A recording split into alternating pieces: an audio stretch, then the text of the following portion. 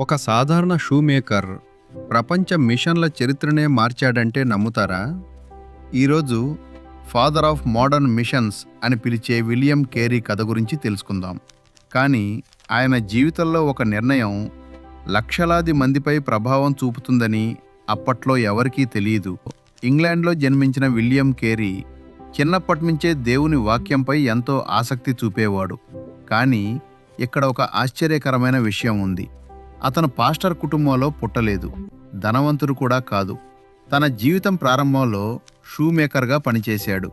అయితే అతని హృదయంలో ఒక ప్రశ్న ఎప్పుడూ ఉండేది: యేసు గురించి ఎప్పుడూ వినని ప్రజల సంగతి ఏమిటి? ఆ ప్రశ్నే అతని జీవితాన్ని పూర్తిగా మార్చేసింది. 1793లో ఎన్నో కష్టాలు మరియు వ్యతిరేకతల మధ్య ఆయన భారతదేశానికి మిషనరీగా వచ్చాడు. ఇక్కడికి వచ్చిన తర్వాత మరో పెద్ద సవాలు ఎదురైంది: భాష. కానీ కేరీ వెనక్కి తగ్గలేదు. అతను బెంగాలీ, సంస్కృతం సహా అనేక భారతీయ భాషలను నేర్చుకున్నాడు.